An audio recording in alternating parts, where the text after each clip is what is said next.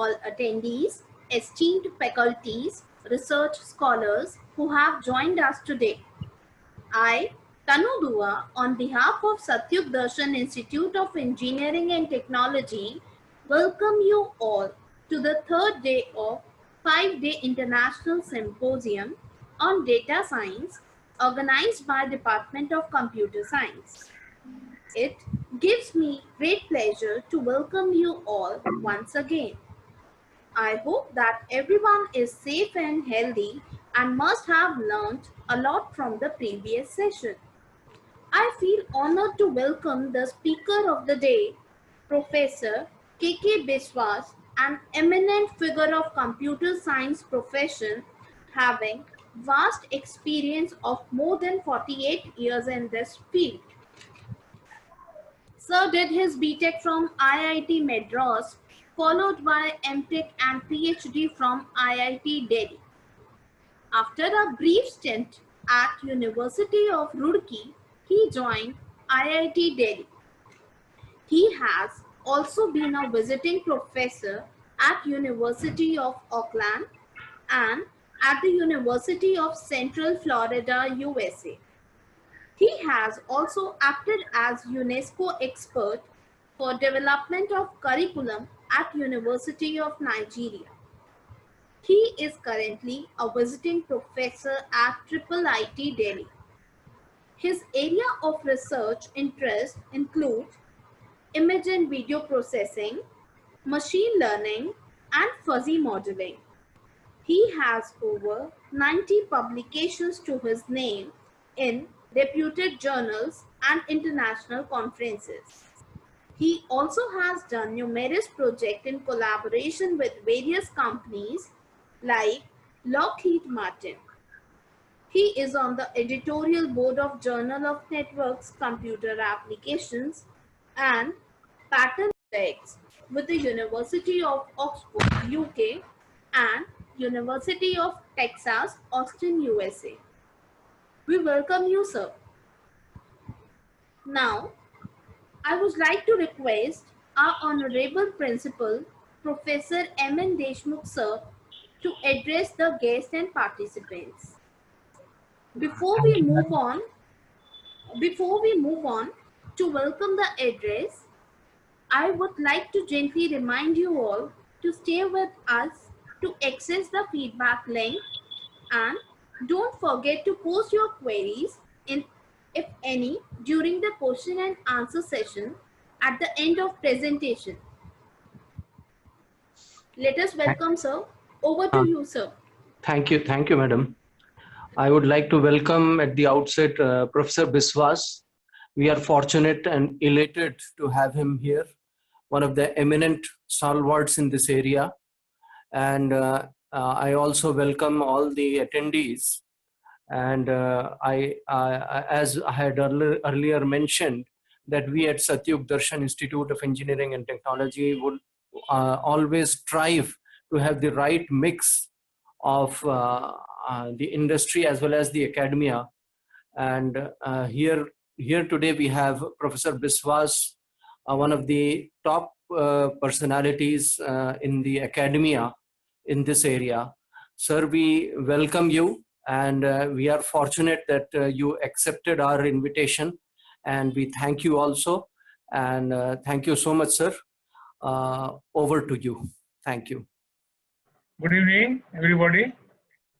So my today's talk, I will take you down the road of what people know as artificial intelligence, machine learning, deep learning. Some of the topics will be very elementary to you, some of you, some it will be totally new. So it is a mix, because I know it is a mixed gathering, and I shall try to plot through it. And in the beginning, I'll tell you about what is the difference between AI, ML, and deep learning. And then I'll show you some examples also, short videos. In the end, then I'll tell you what are the companies, who are working in AI in earnest. And then some of you can think of joining such companies or build your own companies similar to this one. Okay. So I'm going to share my screen now. Okay. So AI, machine learning, deep learning, and also talk about some of the AI companies in the process. So let's start with artificial intelligence. So use artificial intelligence already in number of places, like you have a chatbot where you do routine sales and marketing questions. You ask somebody, nobody is there. Actually, automatically, the machines are answering your questions about simple products, prices, or delivery things. And there are applications in healthcare. You have AI-based robotic surgery, AI-based medical diagnosis, drug discovery. Then you have fraud detection, medical risk prediction, medical data security. All these are applications in the area healthcare.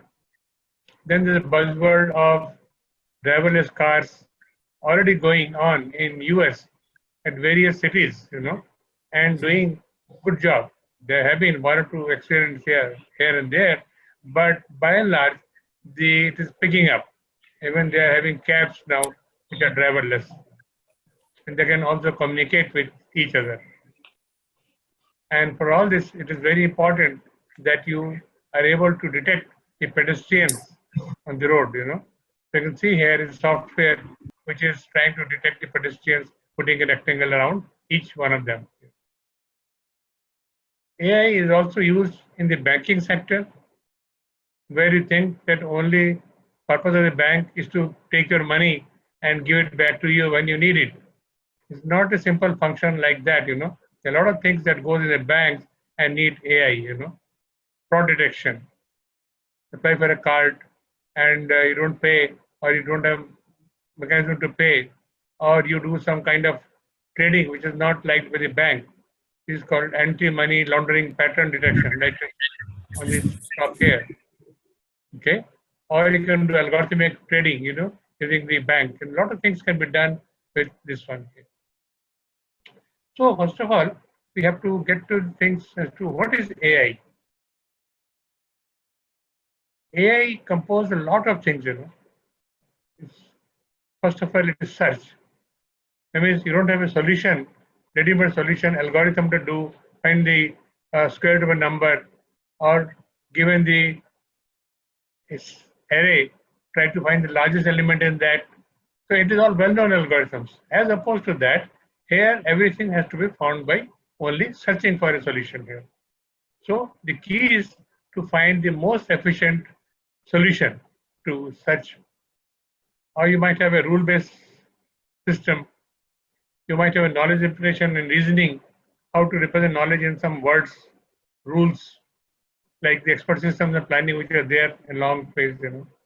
So things like vision, speech, text understanding, is part of artificial intelligence here, or doing automated actions like robot actions here. But the most important part of artificial intelligence is learning. Learning what? Learning for perception. Learn to see or learn images, or understand speech, understand text, and do something about it. So this is what the learning is for here. So the thing that is possible in machine learning is because we can learn by example or practice. The most popular approach to learn for anybody, whether it is child or adult, it is the same thing. Same thing goes for the machine also. The machine learns only by examples. That is what machine learning is about. Machine learns from a large set of training examples and improves its performance. And performance is measured by means of test examples here. Okay. So now there are different types of learning algorithms, supervised, unsupervised. So we are looking at the supervised ones, which learn from examples. And of course, there is another category which learn by itself also, but that is not part of today's lecture. So in supervised machine learning, data is in the form of X and Y. X is the feature vector corresponding to data point, and Y is the corresponding class label for the data point here. So you divide the data point two parts here, training and testing, and machine learning takes the training data and learns the mapping function how to go from X to Y. And then after learning is over, the model assigns label Y to each testing data X. So what is X and what is Y? X is nothing but Elements of X are the features. And what is feature? Feature depends. If you're talking about housing prices, the number of rooms are there, distance of facilities are there, economics index and city, all these facilities are there. You want to image classification, how many edges are there, where they're located, are there curves, how many corners are there, what colors are there, edge directions, these all become features. So every example that you see here, the number of features are given on this in there. So it depends, problem to problem, you fit the number of features there. So what are the super learning techniques? These are the machine learning techniques you see now on the screen. Bayes learning, linear regression, logistic regression, decision trees, support vector machines, neural network. Okay. So all these have been going on for a number of years, since 60s, all the techniques have been going on there. And for so many years now, support vector machine was the top approach for AI, for doing machine learning. The neural network was also there, but it was very slow, and it was not possible to do all the work on our CPU. When the GPU came, it gave a flip to neural network thing, and it started pushing up. And that happened only about 10 years back or so. So you can see here in this slide, it tells you the relationship between AI, machine learning, and deep learning. You can see that machine learning is part of AI, and deep learning is part of machine learning only. And you can see at the bottom that till 1980, starting 1950 onwards, for 30 years or so, we talk about general AI, prepare small programs to play tic-tac-toe, checkers, chess, AlphaGo, and so on, and build small programs to do our healthcare systems, like somebody prepared an express system called MySyn. Then the machine learning started in 1980s here, and the methods I just showed you on the previous slide, they were dominating till for 1980 to 2010. And people tried very hard with the machine learning algorithms to try to, because the main problem here in machine learning was that all the features that were needed by the system were to be handcrafted. You have to decide, you have to classify something, which features are more important. Is the color of the chair more important? This padding is more important, the legs are important, or the seat is important for them. What is more important? But in deep learning, you don't have to do anything. You just give the raw data to the system. System can figure out what features are needed, and it will extract those features from there. Provided you give sufficient examples to it, it will do deep learning. So deep learning is a part of machine learning now, but is the most prominent thing today. So you learn like a human being. How does the AI system learn? First of all, let us see how a human brain learns. The brain has got billions of neurons. And one of the neurons I'm showing you here, you can see that bright spot is the neuron here. And there are several inputs coming to these neurons here. And there is one output leaving out from here. So each input to a neuron has given a certain weight. And when all the inputs with their weights added up together exceed a certain threshold, then the neuron fires. It generates a spike in the output line. Otherwise, it stays dull. Nothing happens there. No information goes forward from there. Now, who decides this status of the neurons? You decide what action you want to do. Based on that, you think brain will decide the weights for that. And this will vary time to time, and this will vary on your learning also. Initially, you may assign some arbitrary weights, and then you find it doesn't work, and so then you update your weights here. I'll give an example. You're playing tennis, and you have to hit the opponent's ball here. So you have to learn where to place your hand to hit the ball here. Okay, and it doesn't come in the first day. You have to do number of practices you do, number of places you try your hand. Ultimately, you know now that if the ball is here, here is what you should do. You see the ball coming, and immediately your hand automatically goes to the proper position to hit it, even before you know it. But to do that, a tennis player has to undergo a very, very large number of practice sessions here till he knows where to put the hand here. So what has happened in the process that in his brain, the neurons now know exactly how much weight to be given to each of the things here. You must know how you must stand, what should be your posture, what should be your hand position, where should you hold the racket. Everything is decided by that. Okay, so neural network gets trained in this particular position here. Similarly, we do our with artificial neurons also. So we call it ANN, artificial neural network. So it mimics the human brain. It takes a set of inputs. Again, similar to our brain, each input is given a weight and summed up, and it generates an output. I'll show you through a diagram. There is simple neuron, one of the neurons in the brain that we are going to simulate. As you can see, X1, X2, X3 are the inputs, which are nothing but the features.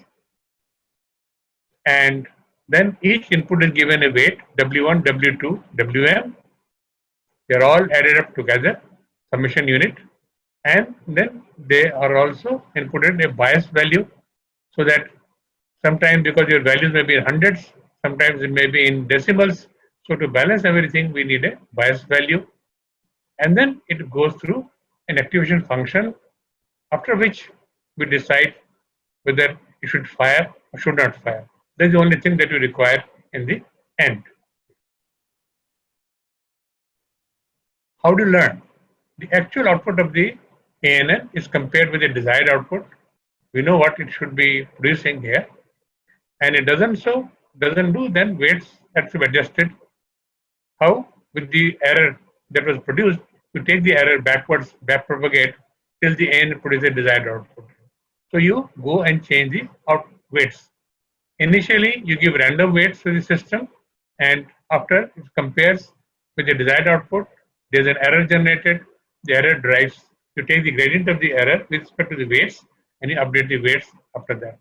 This is what is known as learning by the network. Here is an example of a single layer ANN. Here is a set of inputs and an output layer, and you can see that the combination of X1, X2, Xn goes to all the neurons here. In some cases, it may be going there. I mean, the weights may be there, or weight may be 0. If it's not going to affect that, it will be simply 0. Otherwise, the weights will be learned from the output errors here. So what can be done? We can do a classification based on that. Here, suppose two sets of data. You can see rectangles and triangles here. And our ANN, which is shown in the previous slide, can come up with a decision surface, in this case a straight line. If the dimension is higher, it will be a plane.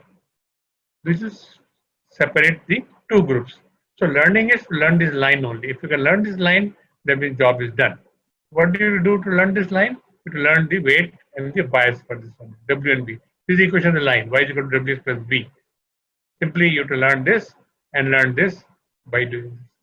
Once you learned it, then any new value can be given to the system here, here, here, here, and system will tell you whether it belongs to this group or this group here. However, real life situation is not so simple. Data is always not so simple as this shown here, but it is more like this one here or like this one. In this case, you can see that the simple neural network which is shown is not able to do the job. You need more complex structure. It means you need some hidden layers as well within your neural system here. Between the input layer and the output layer, you have got a hidden layer in between. It will allow you to learn more complex relationship between the input and the output. It is called the hidden layer because we don't have any access to it. We don't know what goes to it, what comes out of it. We cannot measure it. So we just leave it at that. We just provide our inputs here. And whatever the hidden layer is doing, we let it do it, bring it to the output.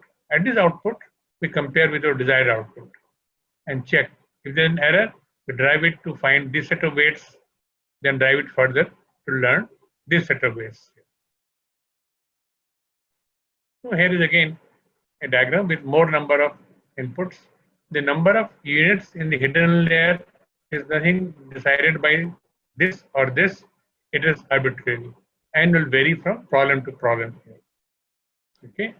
So you can see that the system is becoming more and more complicated. Look at the number of edges that it has to deal with. Edges means inputs. Each input has got a weight. How many weights it will learn to be able to learn anything useful from here? Okay. So suppose it wants to, you want an ANN to learn the digits that you write, like 3, 7, 2, 8. So each digit you take an image of the digit. In this case, the image is of size 28 by 28 and feed it to a neural network here. How do you feed an image to a network? You first of all convert this matrix into a vector. 28, you take it first row, second row, third row, fourth row, and you just put them as one by one here. So in the end, you'll find that there are 784 neurons here.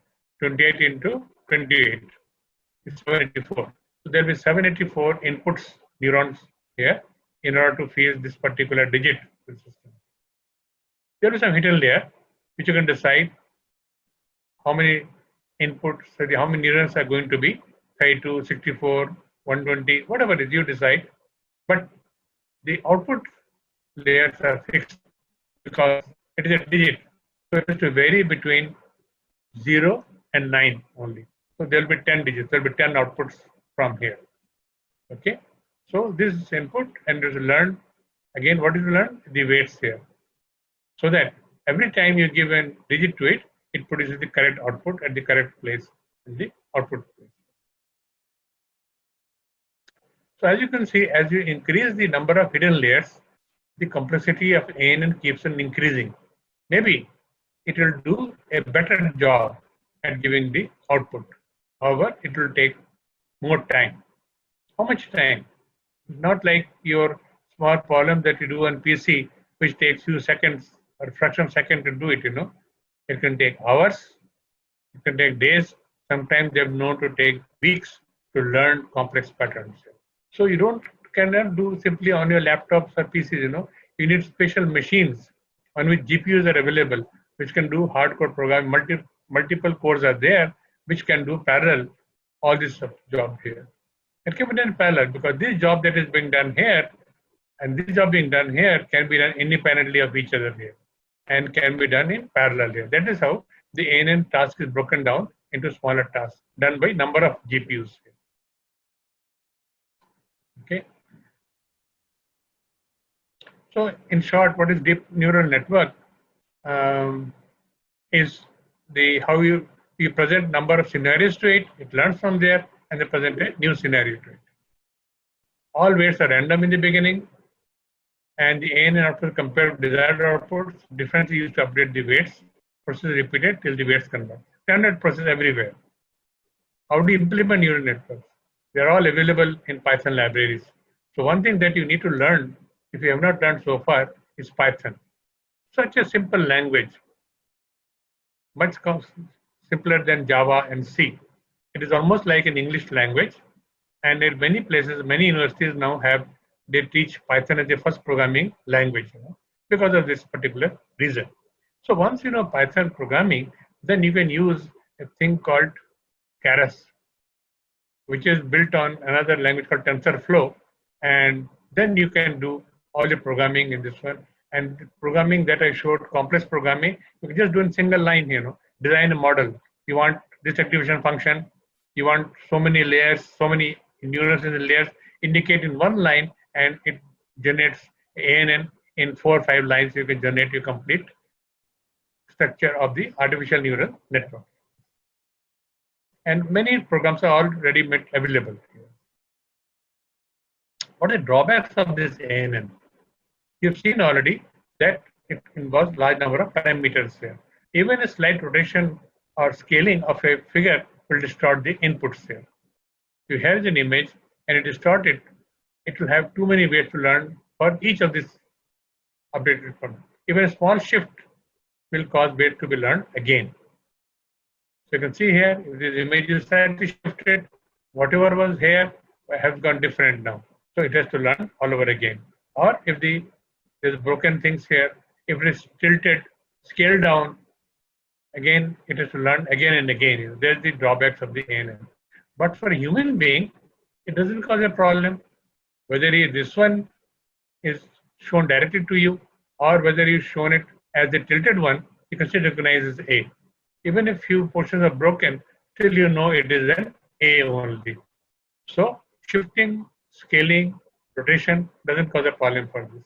But for ANN, it causes a large problem. So if to now move forward and do something else, we need parameters. So we don't have difficulty. How does the brain handle so many pieces of information? So I'll ask a simple question to you.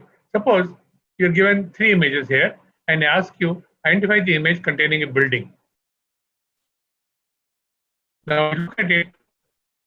From nowhere, it appears to be a building here. Nowhere it appears to be a building. So now, can I give these 3 inputs to the ANN and train that this is not a building, but this is a building? So it will learn. Now I give another building to it, and system will fail. Okay. So what you need for that is a convolution filter. A convolution filter takes information from the figure directly. It doesn't ask you what is needed from the image, like in ANN, but convolution filter automatically will give you, for example, an edge from there, So this is how a convolution works. We don't want to worry about this one here, but it can detect vertical edge, horizontal edge, diagonal edges, straight lines, corners, curves. There are various kinds of filters are there. So we from ANN we move to the convolution neural network here. This thing. Okay. So number of parameters reduced considerably in this case, considerably, which means that we can try large number of filters. Those parameters are learned by this one here. There is a CNN here. It is a input is given, a car, it goes through convolution, then you do pooling, reduce the size, again convolution, again pooling, size. Ultimately, again in the end, you have the fully connected layers in the end here. That is a typical structure of a CNN here. This thing. There is a CNN here. Okay. So there are the various layers of CNN. So CNN can do a lot of things, It can identify a car, it can do a dog. Different objects can be seen by this object here. So it can have different labels for different objects that you see in the scene here. For example, pedestrian detection. It is able to do detection of pedestrians all across here, at all the points. It can detect a bus. Not only that, it can also detect that there is a person sitting in the bus, the driver from here. So a lot of things are possible with CNN here. And there are the famous CNN models which are available. You can just simply download them and use it for your work, So among the famous is AlexNet, GoogleNet, VGGNet, MobileNet.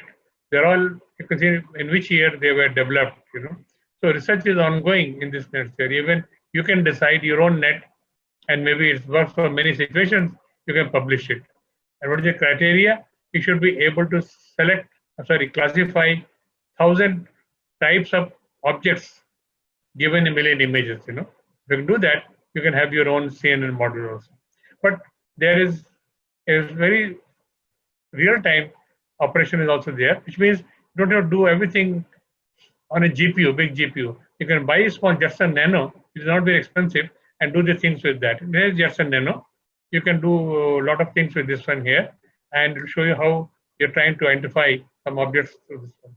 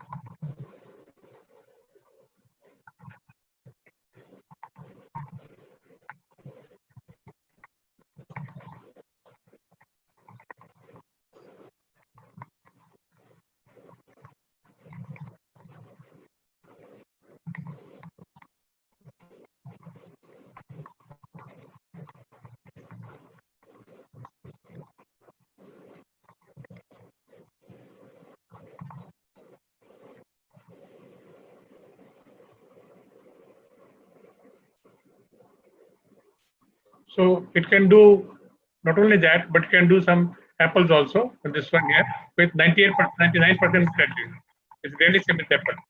Okay, or it can do spoon with increasing 40%, 60% accuracy.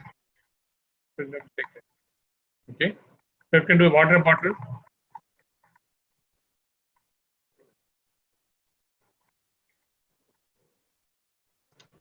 Okay, so the idea is that you can do it in real time. That's the most important thing. You don't have to give a big computer and wait for hours to get a result from there. Another CNN which is popular is YOLO. Use for you only look once, and it is very powerful. And that it can detect. You see, in a given scene, it can detect a car, motorcycle, SUV, you know, or group like pedestrian. It can detect so many things into this. Okay. So RNN can do, given it is a text, it can find out whether positive sentiment or negative sentiment, or whether you want to get a summary of the document. You can generate a report from some numbers. Chatbots are there which can answer your questions. Machine translation, speech recognition, speech to text conversion can be done through RNN.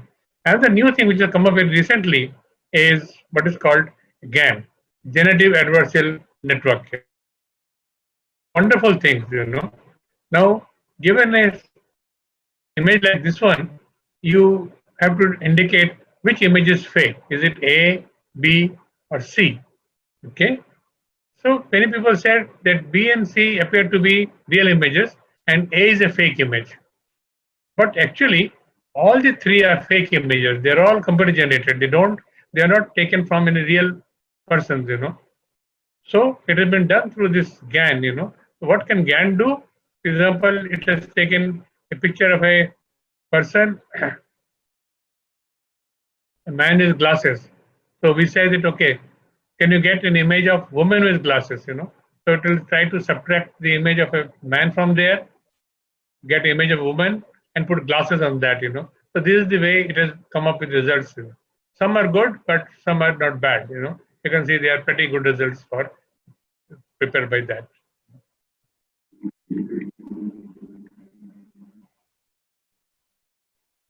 Here you can see many images. You can see that this is something similarity between them. It is because they are all prepared by GAN only. None of them are real images here. They're all prepared by our GAN system here. You know. So there is something new which is going on now. Very okay. So there's another small video. It shows Professor Obama is teaching deep learning at MIT. How can Professor Obama, who is ex-president of America, teach? You know, so you can just look at this one here. The voice is not very good, but okay. So now we come to some real activities here. See, this is what we can do. We can do elder care. We can just figure out some elder people are there. They're staying in a home. They don't need a nurse. They can do their own activities, but through camera, we can just monitor them and learn their various activities. They're doing exercise, they're taking their medicine, okay, or they're doing working in the kitchen, watching TV, sleeping. They are doing all the activities. We want to monitor them. But biggest thing that we want to monitor is when they fall down. If they fall down and they are not even able to communicate with you, this becomes very difficult. Like this one, they're falling down in so many positions, you know. So we want to create such things. We have to train the system. How to train the system? We give it various sample to it, you know, like a person is falling down from sitting, or a person is falling down from standing. But the pose may be very similar to the one when it is not falling also. Like from here, he can just get down and search for something below the table. Like here, he's bending and picking something. Action seems similar. Here, the looking under the furniture. So he's not fallen down. So now we give both types of clips. System learns from these clips and these clips that this is falling down and this is not falling. Yeah, okay. So you see, with a small network, we can still do this job here. We don't need a huge network to do this learning here.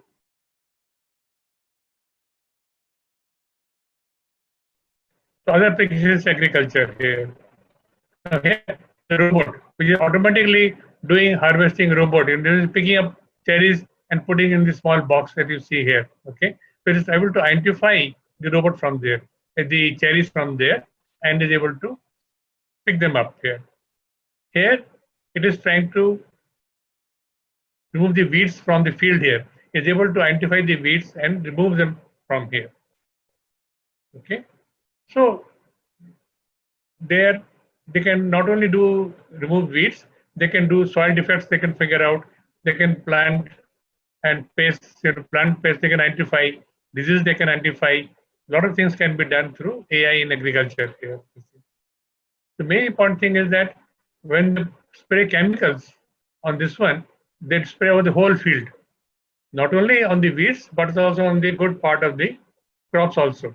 So with the help of AI, data are gathered to keep a check on the weed only, which helps the farmers to spray chemicals only where the weeds are there, not on the rest of the field.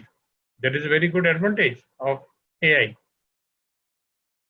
So beyond handheld cameras and CCTVs, so here is a set of wind turbines. Now you see why wind turbines are coming into our lecture here. See, wind turbines are very useful because India already we got 37.669 gigawatt energy being produced by wind power only. It is the fourth largest installed wind power capacity in the world. And by 2022, we want to go up to 54.7 gigawatts here. What is the problem? The problem is that each wind turbine is about 320 feet high with 116 feet blades. And to maintain them, you have to climb all the way up and find out if there's anything wrong with the rotor part or not, anything wrong with the rotor blades, and so on. And it's not possible to do it with simple ladders and human being going up there. But you can do this through a drone. Drones are such a useful device, they can find out the defects very easily and then indicate that so-and-so turbine has got some problem. Then you can send somebody up to see what the problem. You can see that it is going to label all the vehicles, the building, wherever vehicles are there, it is going to identify them. And construction material, dumpsters, film bound, waterway, everything has been able to identify that. So construction work can be done very easily.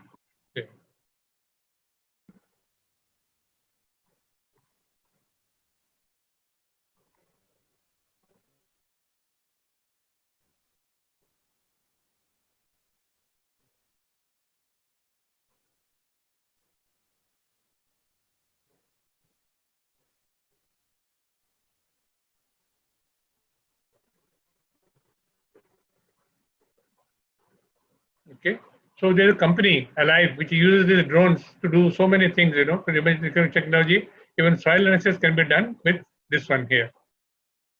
Then drones can be taught to spot violent behavior in crowds using AI. So this is another demo I want to show.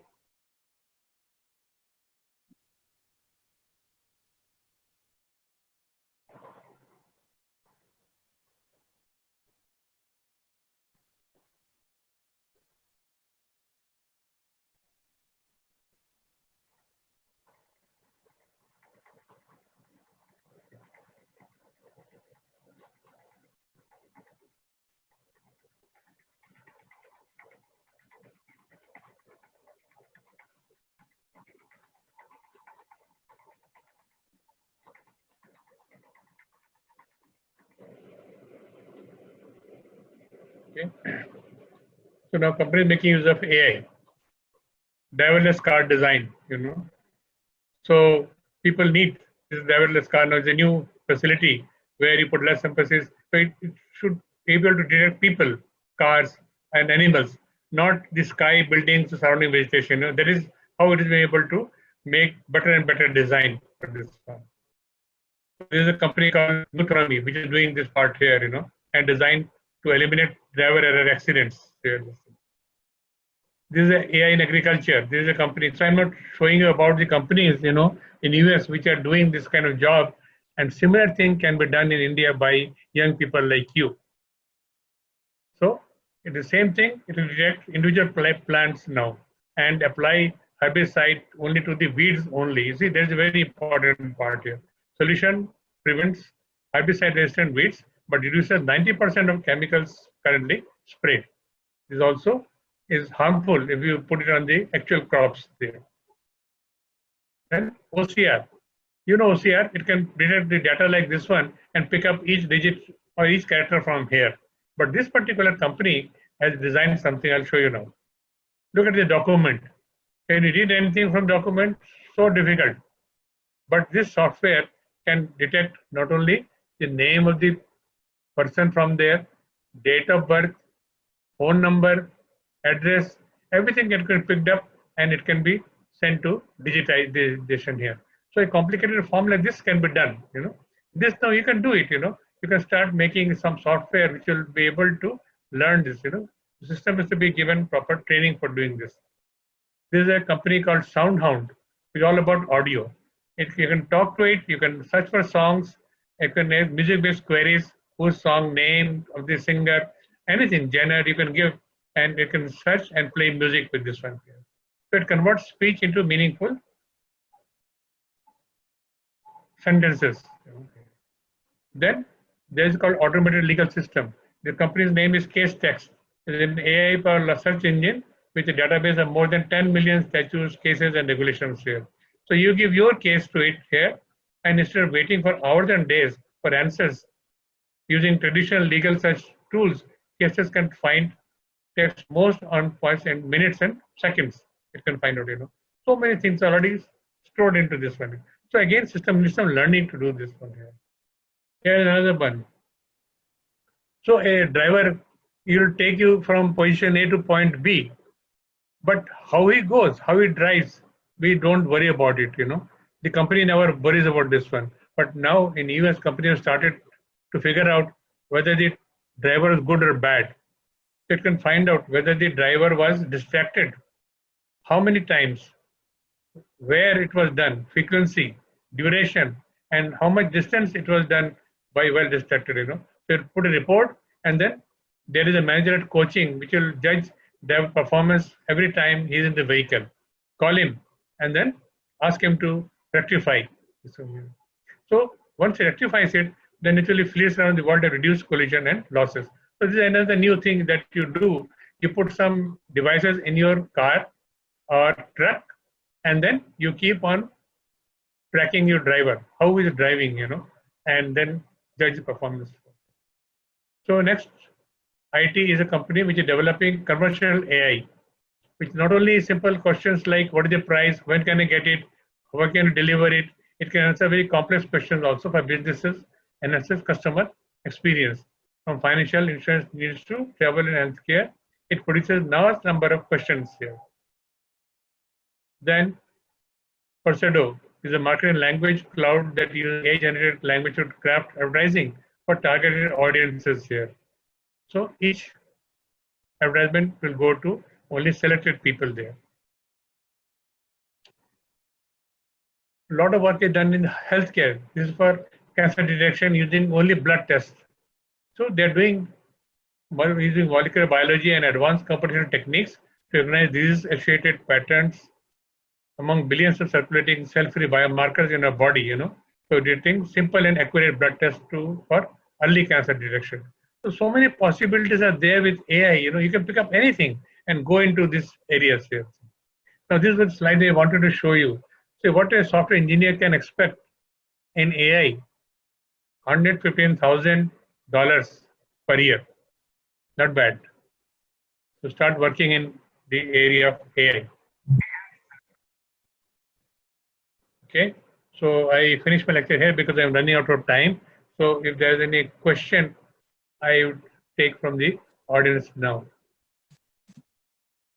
Thank you so much, sir, for giving your valuable insight. And now it's time for question and answers. So those who are interested in asking questions can either raise your hands or write the question in the chat box. That's the only thanks that I see on the chats, but I don't see any question, you know. Oh, is it possible to teach machine ethics, empathy, or compassion? Okay, here's a question. It says, is it possible to teach machines ethics, empathy, or compassion? See, actually, this is for the human beings only. Machine if they're given a job and you have got empathy or compassion, then the machine will do the job. It does you want, don't want to complicate the situation.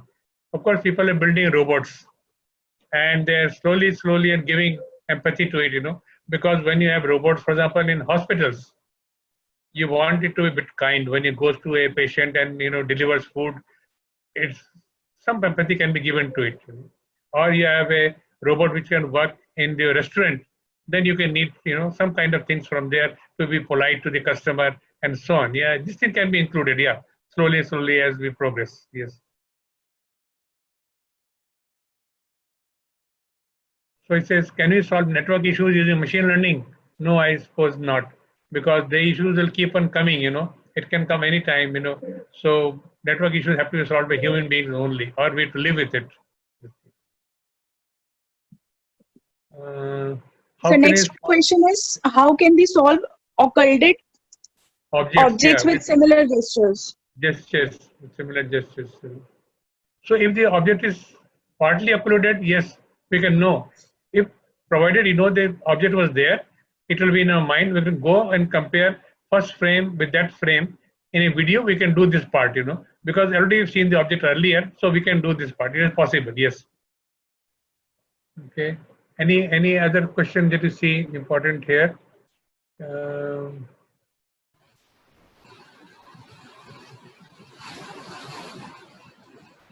Sir? Yes, please. Sir, good evening. Good evening. Sir, we have the one problem, sir. In Yes. video surveillance, how can we resolve the occluded objects, sir?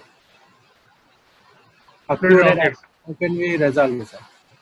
You can upload an object. Suppose an object is occluded. Can you do it? I mean, as a human being, first of all, you answer the question. Because suppose you are looking at a scene and there is something behind your laptop. Yes, sir. Okay. Suppose a glass is there, a pen is there, but it is there, So you can still go and retrieve it there because its position beforehand. If you never saw an occluded object before, you will never be able to do it. Because suppose you don't know who is hiding behind the door, you will never be able to know. Your robot also never be able to know about it. You have to know beforehand some information, just like human beings. If you know the thing is there, partly occluded, and you can know the shape, you can always figure it out with this one here, partial information also. But you need a training for that. So system has to be trained with partially occluded objects also in this case. Then you can do it.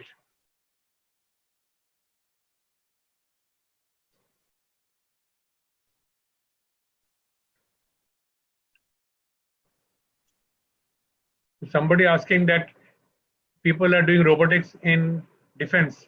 In future, it can be hacked. Yes, it can be hacked. I agreed. The most, what is the most thing which can be hacked right now is this unmanned vehicles, driverless vehicle, autonomous vehicles running on the roads here. If somebody can hack it, there will be disaster. So if your network can be hacked, I'm sure that can also be hacked there. That is my answer to that. Can you train a machine to pass through CAPTCHA? Yes, people are doing already.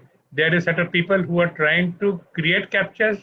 There is a set of people who are trying to learn those CAPTCHAs automatically by the machine. So up to a certain point, training with no complicated figures, it is possible to do. CAPTCHAs can be captured here.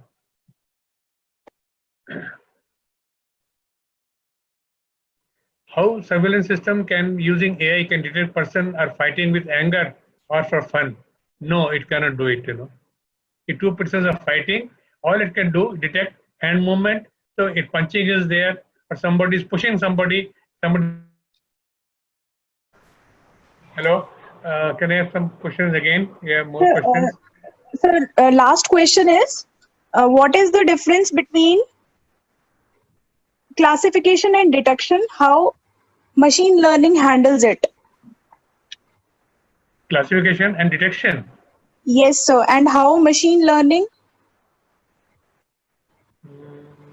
handles it? See, detection means what? Detect an object. Actually, this word is used synonymously. You classify means you Given an object, you identify what object is this. Detection object is the same thing. You detect a chair, you detect a person, you detect a pedestrian, you detect an animal on the road. Detection and classification are one and the same thing. They're not different. Thank you so much, sir. Now over to Tanu ma'am. I would like to thank, They're, am Yes, I yes. audible? Yeah. Okay. I would like to take this opportunity to thank you for an excellent presentation. Indeed, it was very interesting and simple to understand. Thank you, sir, for giving your valuable time and being a part of International Symposium. The way you explain the topic is exemplary. Now, may I request our Head of Department, Mr. Kaushal Chakya, for the vote of thanks to our speaker and participant. Over to you, sir. Thank you, Tanu Madam. Honorable Speaker, Sir, Professor K.K. Viswas, respected Principal, Sir, Dr. Aman Desmukh, and Organizing Committee, with all the participants. It's my privilege to have been asked to propose a vote of thanks on this evening. I, on behalf of Department of Computer Science, Satyup Darshan Institute, extend a very hearty vote of thanks to the Honorable Speaker, Professor Dr. K.K. Viswasji, who honored us with their presence and took out a valuable time of his busy schedule. I must mention out deep sense of appreciation for Professor Dr. K.K. Viswas, as he nicely described difference between AI, ML, and DL, explained deep learning and issues in artificial neural network, and many other topics of the interest. The way he explained these topics is exemplary. I heartily congratulate and thanks to all the participants for their active participation. I extend my big thanks to our Department of Computer Science for successfully organizing this event. Thank you all for your contribution.